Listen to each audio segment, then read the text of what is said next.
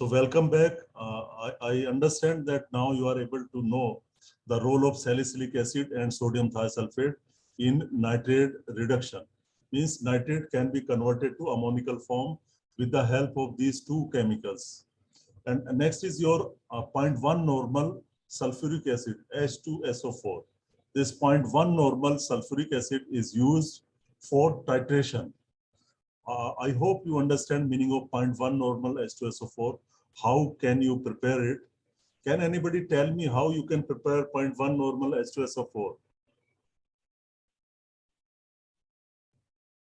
Can anybody tell me how to prepare 0.1 normal H2SO4?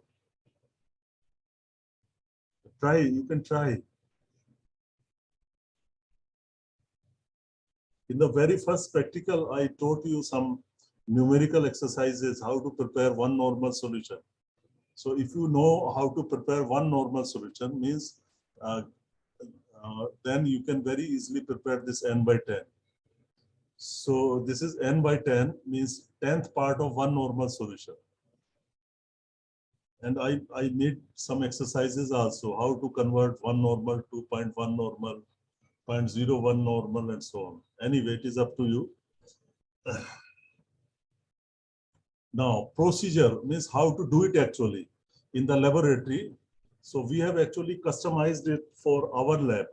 Here in the division agronomy, we have one lab which is known as PG lab, SS Benz students PG lab. This is meant only for students, mainly for students. So in that, you how to do it? You can take 5 gram soil sample that has been passed ground. Ground means that has been made into pieces, small powder. So ground and passed through a 100 mesh sieve. Now you also understand meaning of 100 mesh sieve. Means it has 100 holes in 1 linear inch, or it is equivalent to 0.25 to 0.4. I'm sorry.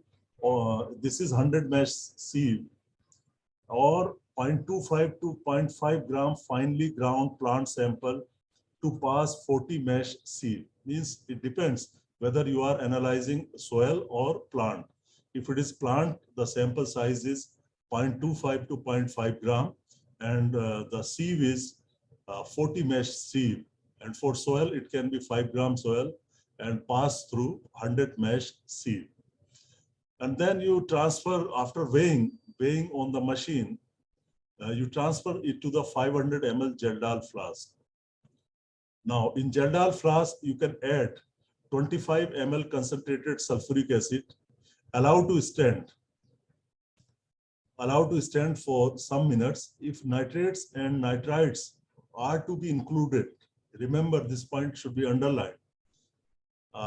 Sulfuric acid added should also contain 1 gram salicylic per 25 ml of H2SO4.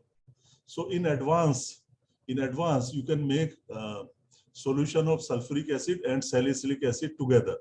Every 25 ml of sulfuric acid should be added 1 gram salicylic acid in case you want to reduce nitrate. And then allow to stand for 30 minutes and then add 5 gram of sodium thiosulfate. So after 30 minutes, you can add 5 gram of sodium thiosulfate. These two materials or chemicals will be added when you are going to reduce nitrate or nitrite. Again, allow to stand for 30 minutes after adding the sodium thiosulfate. Add catalyst mixture. Now you are going for actual digestion.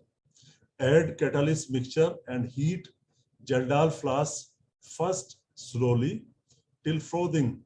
Frothing continues, and after that heat it briskly.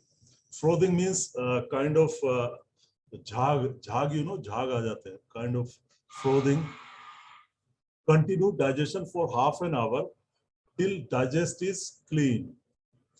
Cool. Now cooling is necessary. Cool the Geldal flask and now add 150 ml of water carefully and cool again.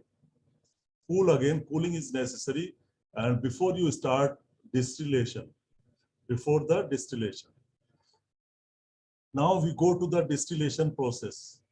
Your sample is digested and your nitrogen is in ammonical form. Now you are going for distillation and titration. So now you add 120 ml of 40% NaOH solution alongside of the Geldal flask. Be very, very careful. And few glass beads. These glass beads are added. Some pieces of glass are glass beads. This is just to control the bumping of the flask.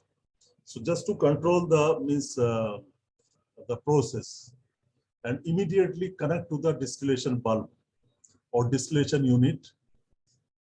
Collect ammonia evolved in 25 ml boric acid mixed indicator solution, which is for collection of ammonia. Distillation should be continued till 150 ml of distillate is collected. Means how long one should continue the distillation. One option is just wait, because in the boric acid, you have taken 20 ml or 25 ml. 20 ml or 25 ml of boric acid is taken. This it is not mentioned here, but you can take 25 ml of boric acid mixed indicator solution in the conical flask, where you will collect the ammonia. And now the size of volume of this collected material should be 150 ml. When it reaches 150 ml mark, you can assume that whole ammonia has been distilled and there is no more ammonia in the digest. Otherwise, some tests are available. You can use litmus paper for this purpose.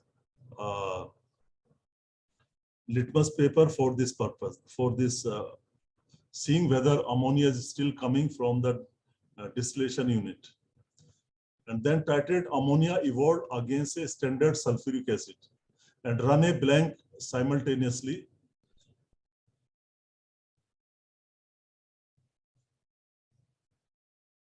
Run a blank simultaneously also means just soil is not added in the blank. Rest of the things should be added to the blank sample except the soil.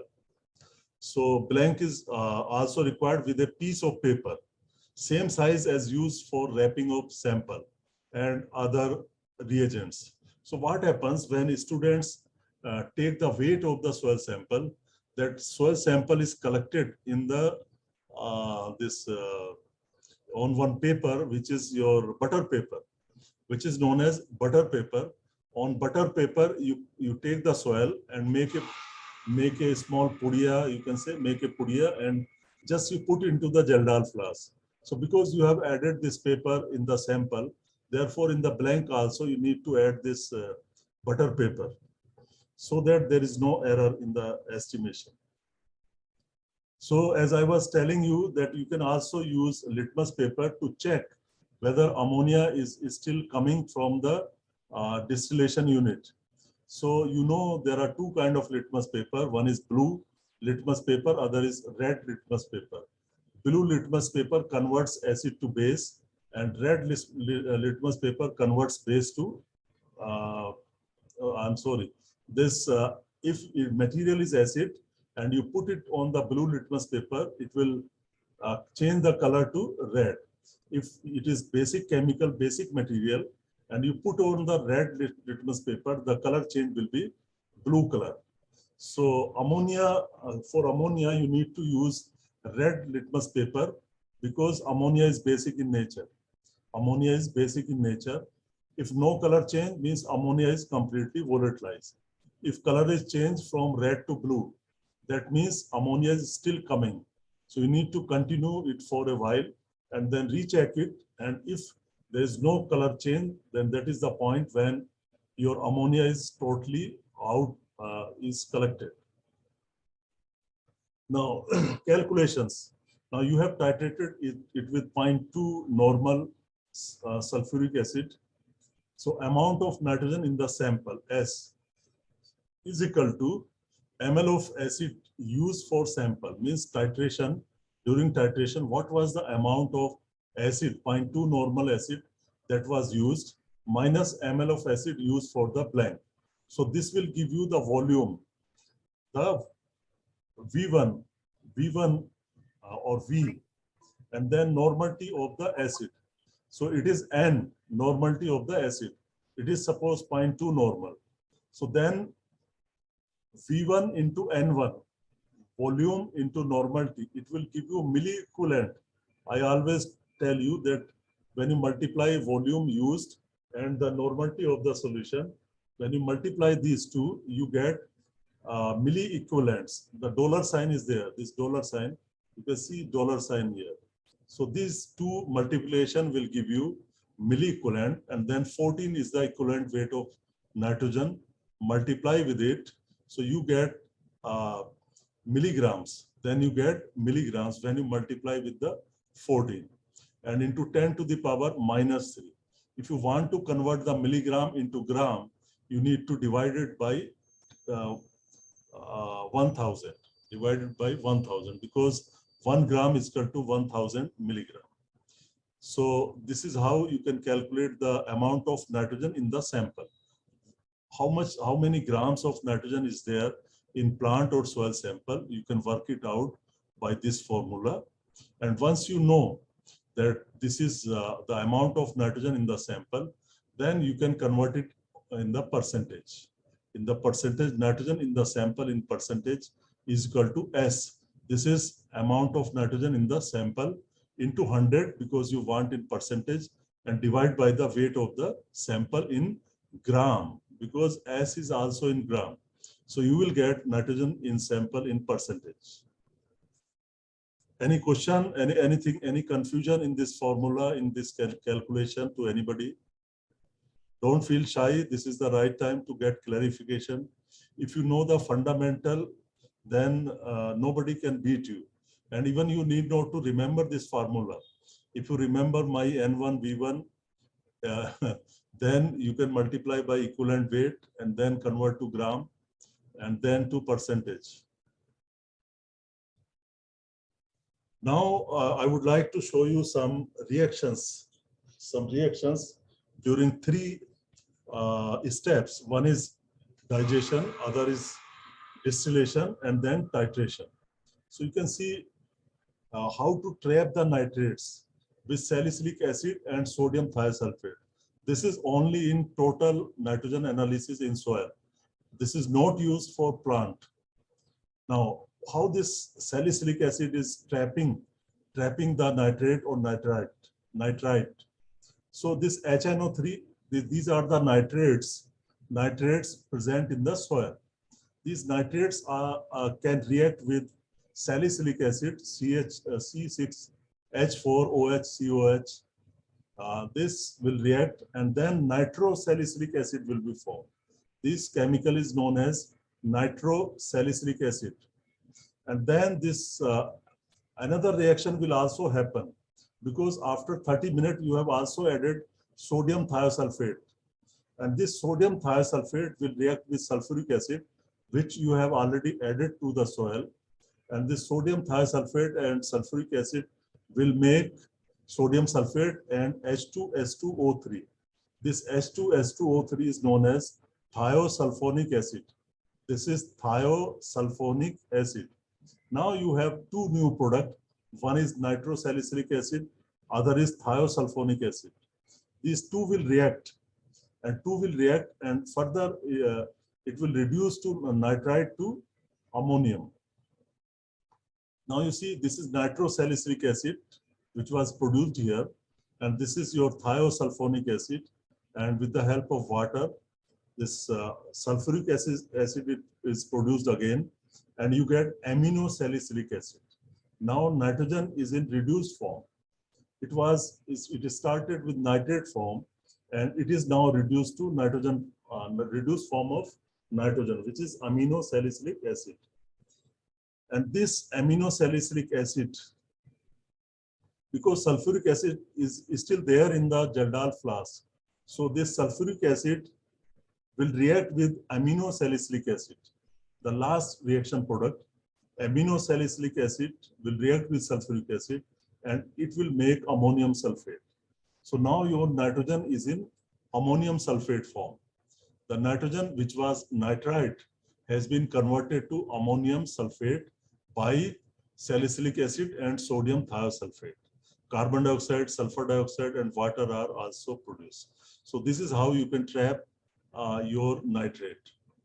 And otherwise, in soil, you have, if you have this nitrogen in ammonical form, so that is already converted, easily converted to ammonium sulfate. And when you have this conversion of organic nitrogen, protein nitrogen to amino acid, and these amino acid can be converted to ammonical form. So all forms of nitrogen are in ammonium sulfate when you go for distillation. Now, how this oxidation during the digestion, oxidation or digestion of organic matter occurs? It is the sulfuric acid which destroy the organic materials, because it is called as wet digestion, WET, wet digestion. So during digestion, suppose this is your organic material, simple glucose is shown here, but it can be any complex organic material, and then sulfuric acid will react it, and carbon dioxide will be released, water and sulfur dioxide. Trapping ammonical nitrogen during digestion. During digestion, some ammonical nitrogen is also there. You have added sulfuric acid. So in soil, it is in ammonium hydroxide form, and then sulfuric acid forms ammonium sulfate. Digestion of amino acids, how they produce ammonium sulfate. So this is your amino acid or protein, you can say RCONS2 plus 2H2SO4, and hydrogen is there, and it produces ammonium sulfate. Ammonium sulfate, and you can see this ammonium sulfate is produced. So sulfuric acid can break down the organic nitrogen to ammonium sulfate. So now organic nitrogen, ammonical and nitrate, all kind of nitrogen are in ammonium sulfate form after completion of the digestion.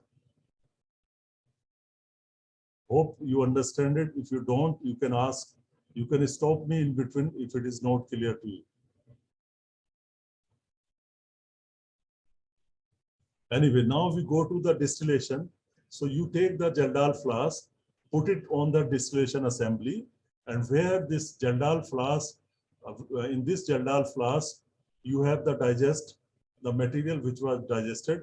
Now you need to put a certain amount of sodium hydroxide into it, which is 40% NaOH, and then you add NaOH to this, and then this ammonia will be released. Ammonia will be released from this during the distillation, and this ammonia, when it starts passing through the condensing unit, then it takes up the water vapor also, and it is converted to ammonium hydroxide. And this ammonium hydroxide will enter the boric acid mixed indicator solution and converted to ammonium tetraborate. And then the color will become green, bluish green. When this ammonium hydroxide is there in the boric acid mixed indicator, the color will be bluish green. So during titration, this ammonium tetraborate and titrant is sulfuric acid. And then again, the boric acid is produced, and ammonium sulfate is produced, and water is produced. Now color is pink or red color. So you need to remember change in color in this practical. This is important. Try to learn these reactions, practice these reactions, and also see the procedure. What is the procedure? Name of the indicator, name of the reagent, principle, and the changes in color on titration, and when your ammonia is added to the boric acid mixed indicator solution. So anything you want to ask?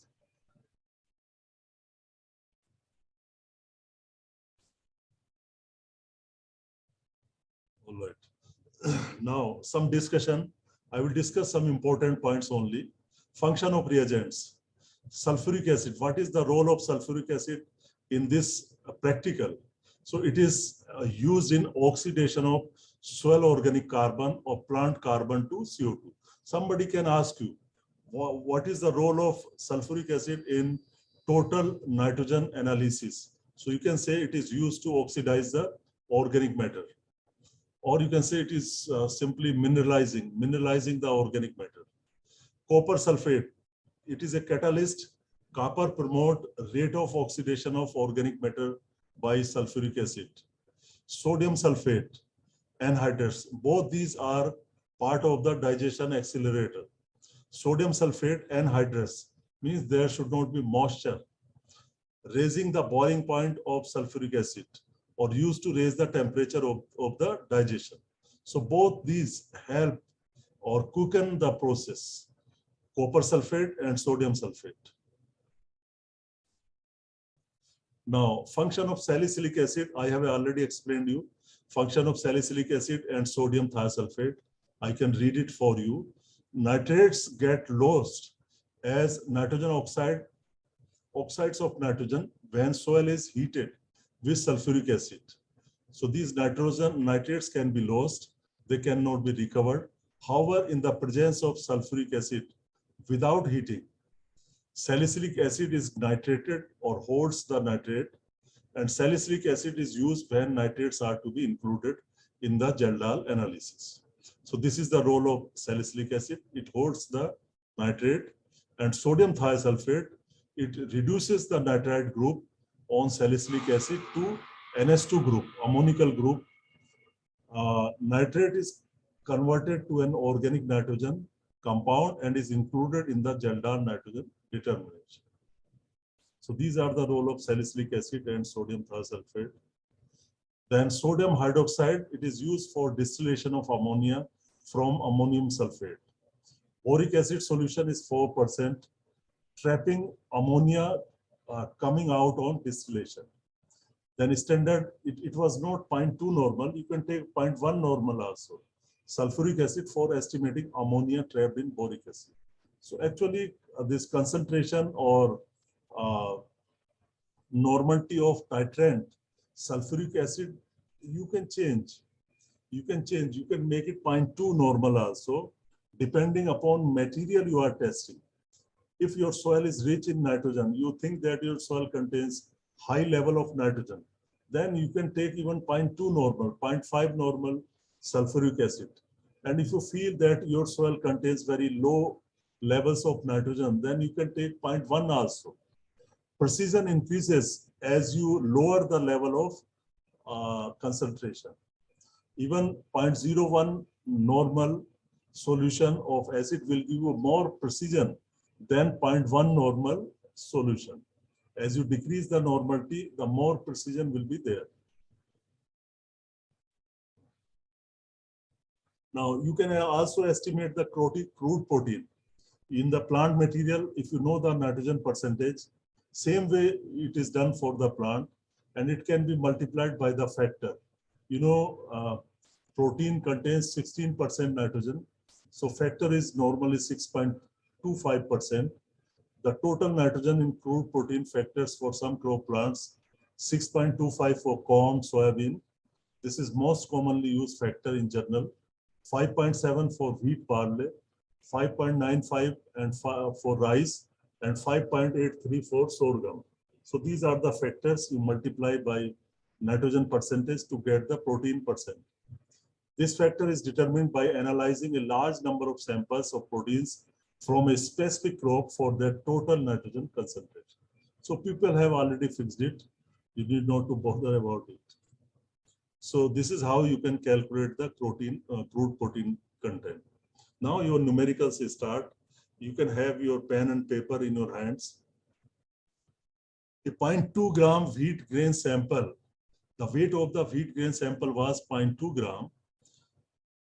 After digestion with concentrated sulfuric acid and distillation with sodium hydroxide, required 3.7 ml of 0.1 normal sulfuric acid for titrating the ammonia evolved.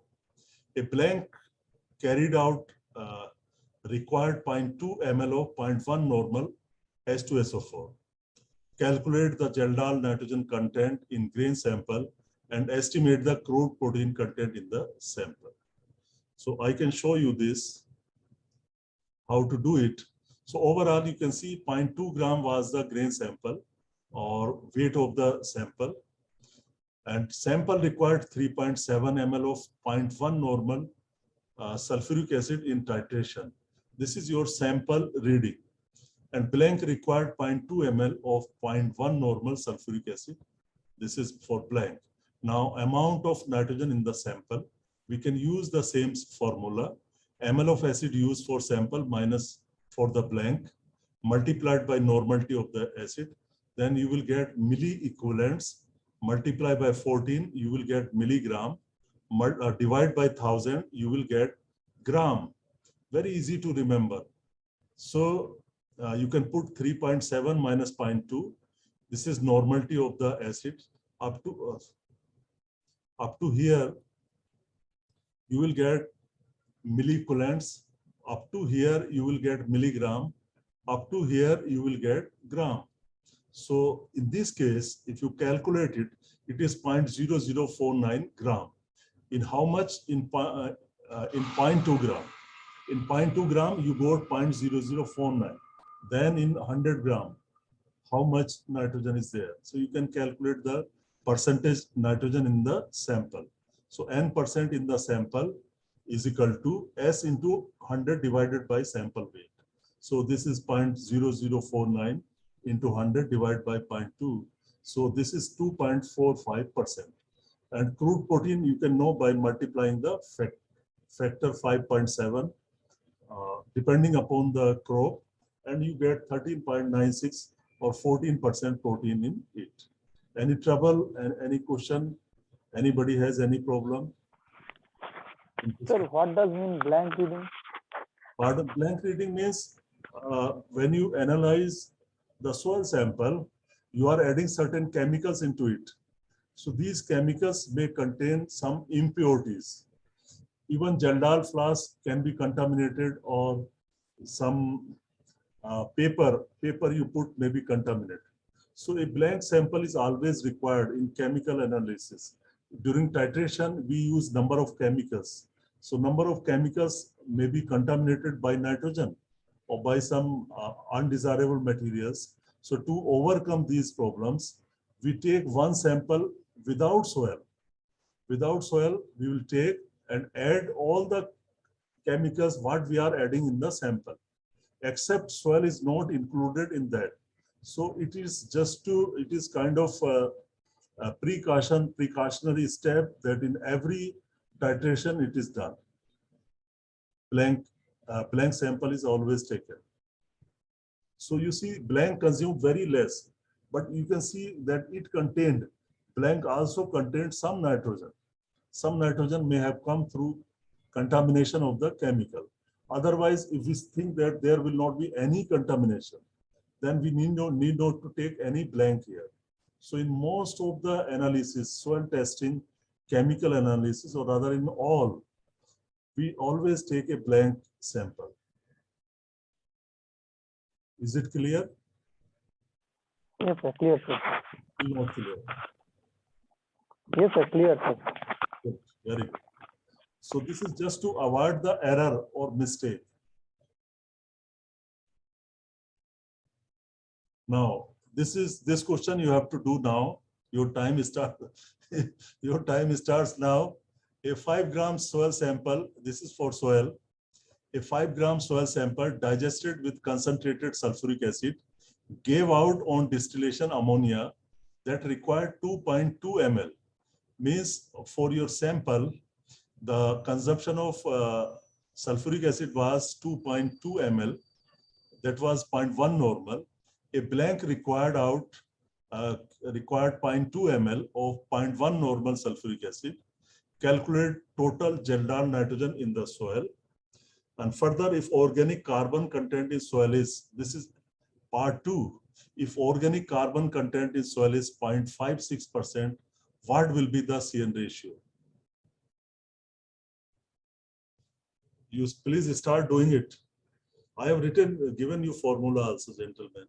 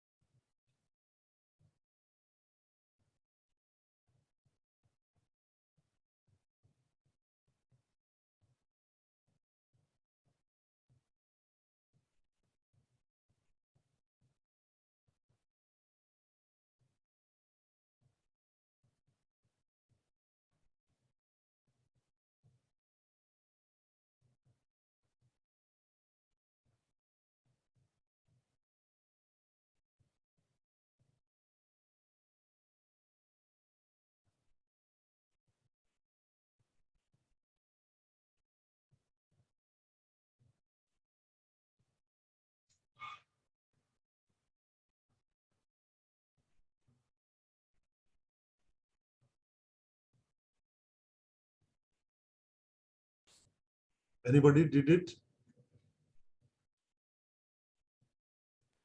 So 0.0005. 10:1, sir.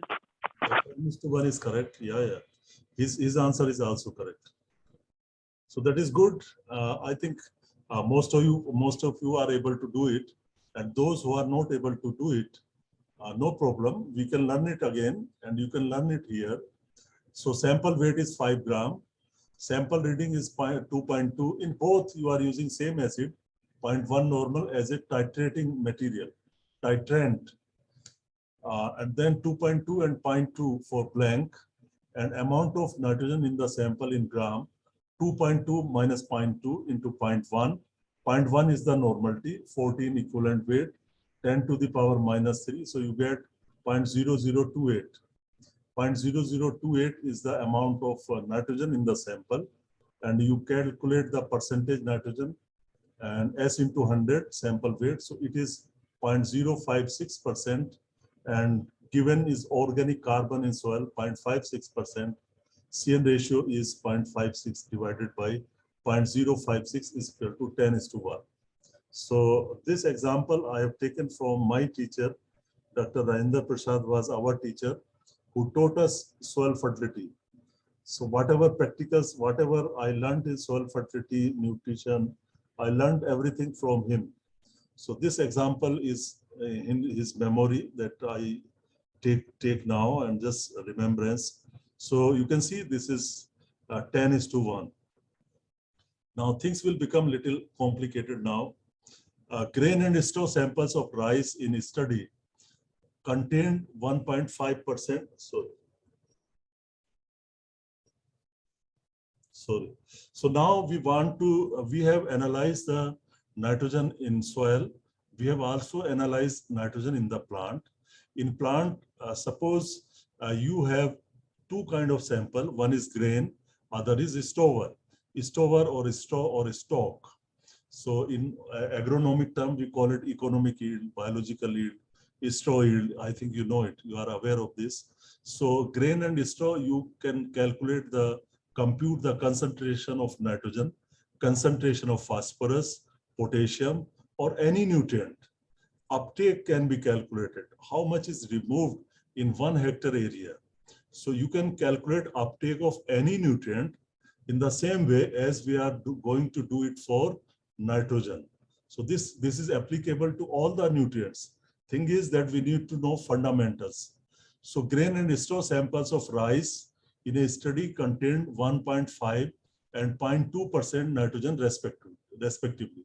Means grain contained more, 1.5%, and straw contained 0.2% nitrogen.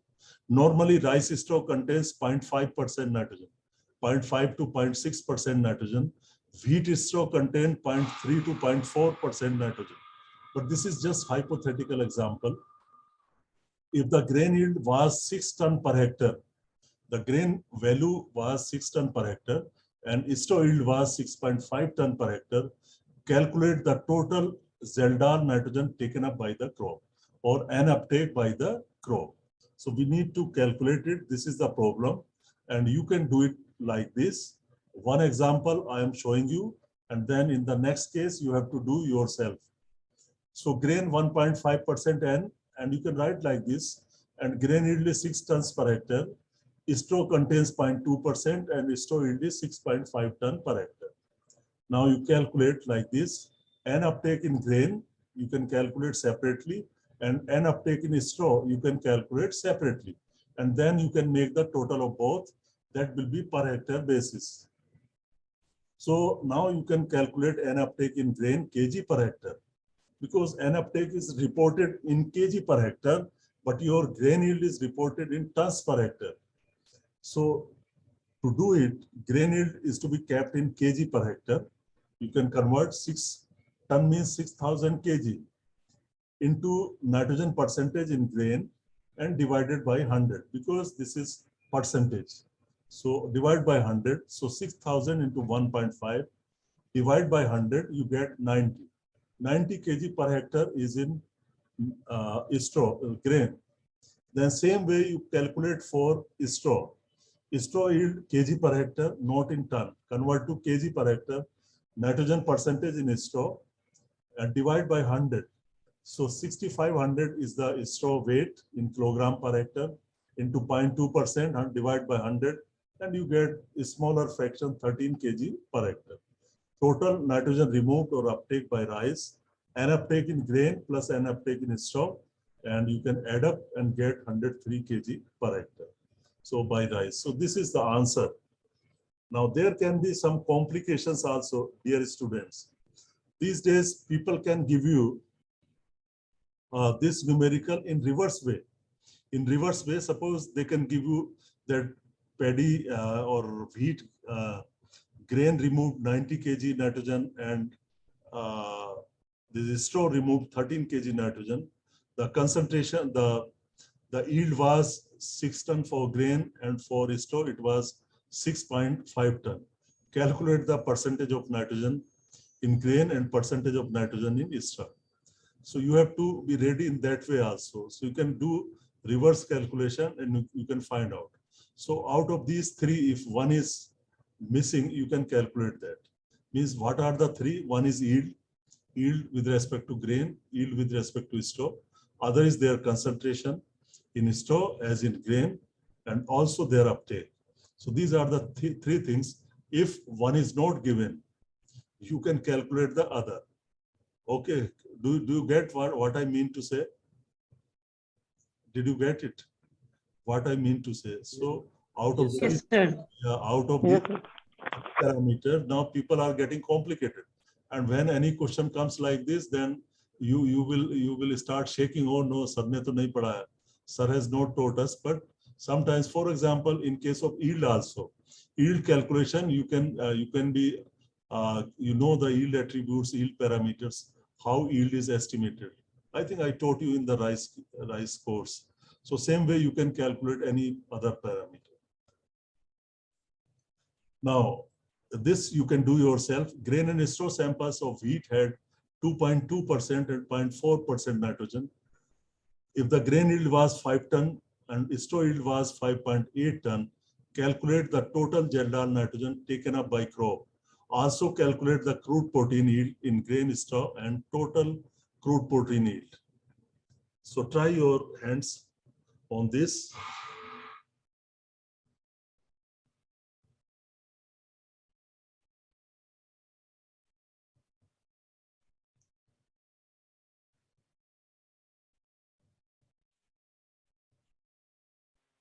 sir, 133.2.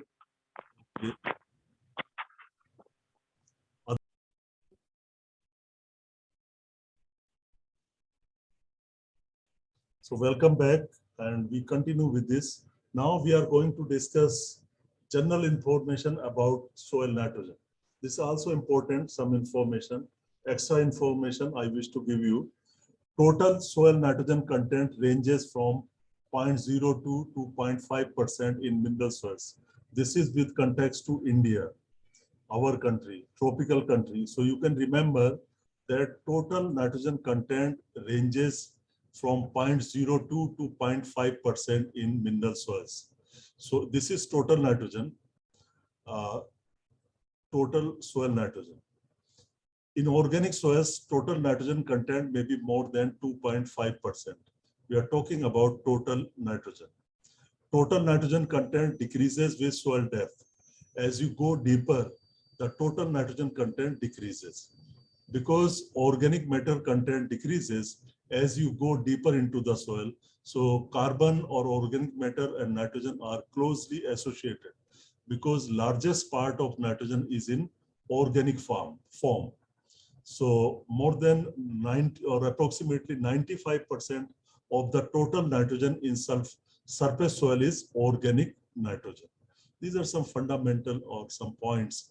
The stable soil organic matter contains. Your stable soil organic matter is your humus, mainly humus, contains about 5% nitrogen and 50 to 80% carbon, 50 to 58% carbon. So therefore, the CN ratio of the organic matter in soil is 10 to 12 is to 1. 10 to 12 is to 1.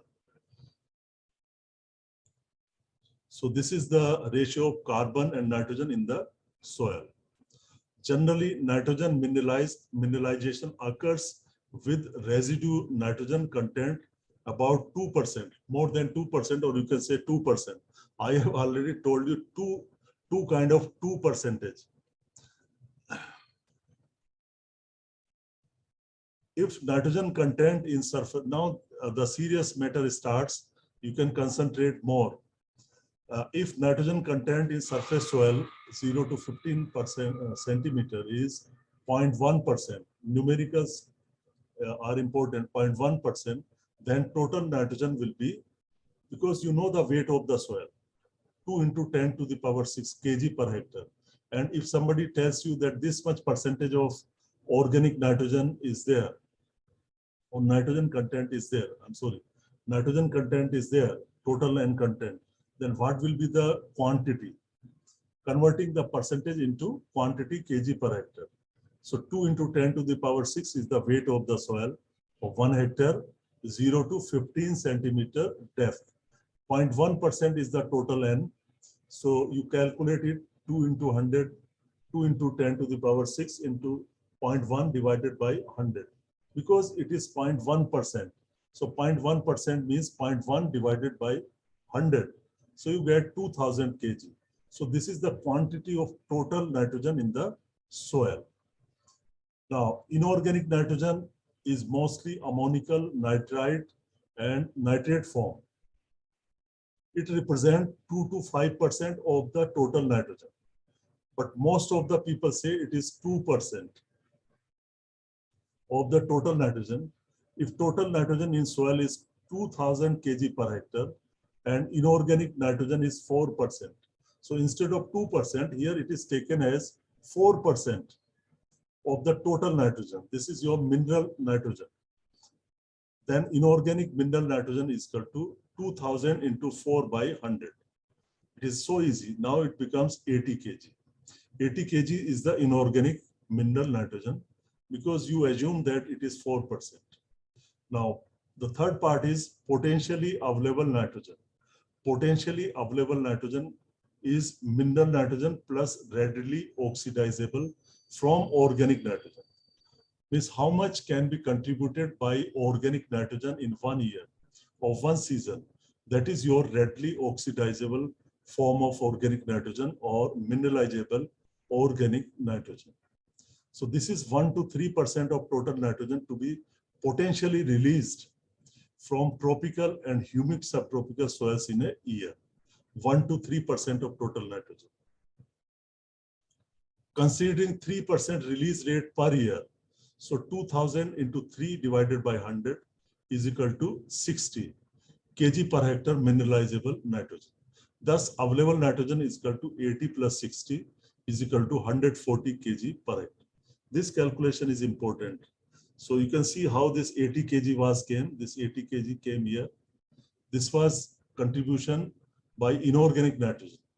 And then contribution by organic nitrogen, oxidizable nitrogen. This is 60 kg.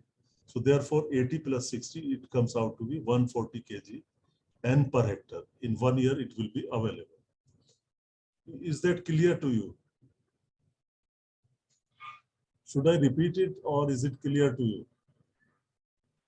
Yes, sir, it is. Okay. Yes, sir. Fine. Now, little advanced things. Calculation of nitrogen mineralization. Kg per hectare nitrogen mineralized. Now, kg per hectare nitrogen mineralized. So what happens in some cases, if you are given soil organic matter percentage, you are also given percentage nitrogen in soil organic matter. And you are also given some idea about soil organic matter that can be mineralized. If 3 parameters are given to you, then can you calculate the mineral nitrogen that will be made available to the crop? 3 parameters like percentage of soil organic matter, that this much percentage of soil organic matter is there. Even somebody can give you CN ratio also, or somebody can give you percentage soil organic matter, number 1. Number 2, percentage nitrogen in soil organic matter is also given. Number 3, percentage soil organic matter mineralized. What can be mineralized? So from these data, can we calculate the available nitrogen? Nitrogen that can be made available. Yes, we can make, because weight of the soil is known to us and all these 4 parameters are known to us. We can calculate the kg per hectare nitrogen mineralized in 50 centimeter soil depth. How it can be done? First, some data. You can see weight of soil, it is known to us 2.2 into 10 to the power 6. If this weight is given, you take it. Sometimes this weight is not given. So in India, usually or always normally we take 2.2 into 10 to the power 6, or you can say this is 2.2 million kg. So this is the weight of 1 hectare soil, 0 to 15 centimeter depth. If the weight is given, you need to calculate from that weight.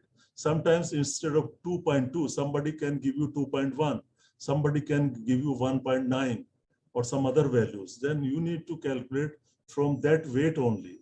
In case it is not given, you use these values. Now see this percentage soil organic matter. Percentage soil organic matter range from 0 to more than 75. It is already told you. Values between 0.5 to 5%. So if numerical is asked you and you want to calculate the mineralized nitrogen, and this is for practical purposes also, dear students, somebody can ask you, if you go to a farmer and you know the level of soil organic matter and the percentage nitrogen in soil, you can get some idea that so much of nitrogen can be made available to the crop in one season. Because rough idea is there. What is there? Rough idea is there. What is rough idea? You can have soil organic matter percentage. You can know it. You can also know the amount of nitrogen in soil organic matter. If you don't know, take 5%. If you don't know, take 5%. These are the average value. If percentage soil organic matter mineralized in 1 year, it depends, of course, upon texture, climate, management. Many factors affect, but on an average, you can see 2% is in fine texture soil and 3.5% for coarse texture soil. In coarse texture soil, mineralization rate is faster than the fine texture soil. Higher values in warm climate, lower values in cool climate. So on an average, you can take 2% here. Then numerical comes. Numerical comes. Calculate the amount of nitrogen kilogram per hectare that could potentially be mineralized in soil. 15 centimeter depth on the basis of following information. Weight of 0 to 15 centimeter soil, kg per hectare, 2.10 to the power 6 kg per hectare. Percentage soil organic matter, assume that in soil it is 2.5% soil organic matter, and the amount of nitrogen in soil organic matter is 5%. This value is also given. In case if it is not given, you can consider it as 5%. And if percentage soil organic matter to be potentially mineralized in 1 year, it is considered here as 2.4. If the value is not given, you can take 2% here. You can take 2% here, and you can also take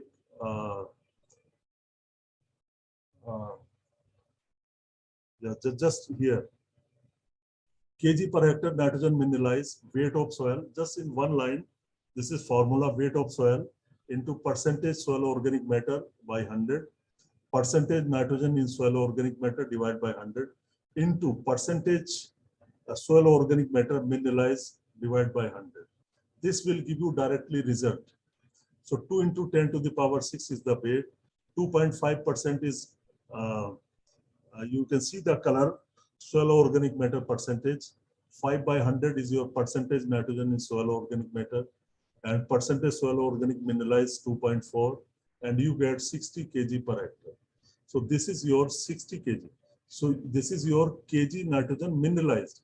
It is not talking about your nitrogen, which is mineral nitrogen already available. This will happen in 6 months, 8 months, or 10 months. This is not going to happen in 1 day. But today, if you estimate the mineral nitrogen, you will get some values. But this is this is potentially available. This is potentially available nitrogen. Any doubt, any point in this you want to ask?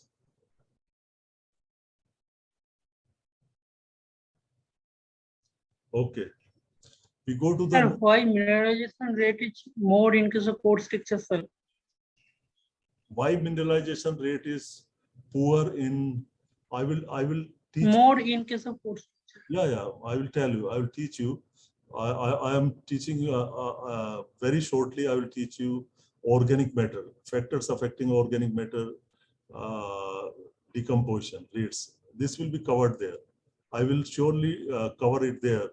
Why the rates are higher? Because most of the time you get oxygen. Oxygen circulation is better there. Circulation of oxygen is better, and in clay soil you get more moisture. And there are some other reasons also. I will discuss that. Don't worry, I will answer it. Now you calculate the amount of nitrogen that could potentially be made. This is numerical for you. You please do it. Do it now.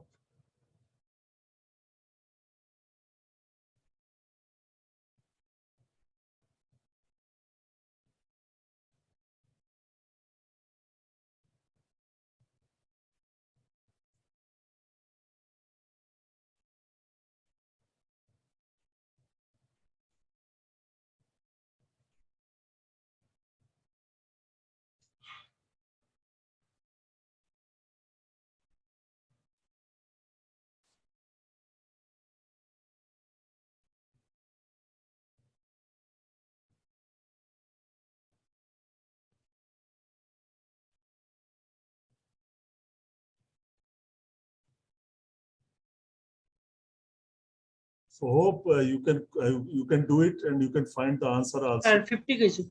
Okay, whatever it is just multiplication. It is nothing more than that. So this practical is complete, and you can see the picture here.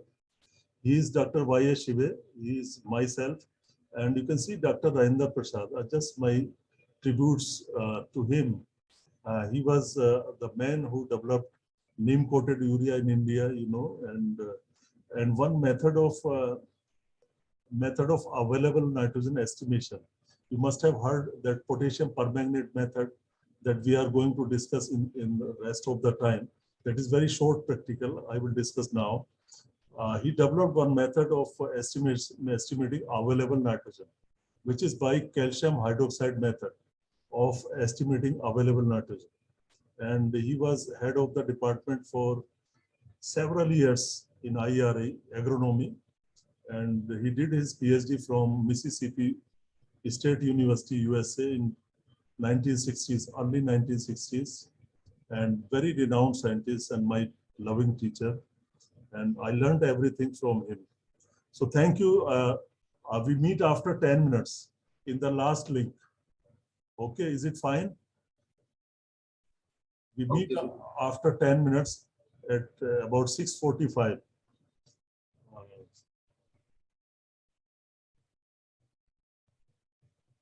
And link will be the last one.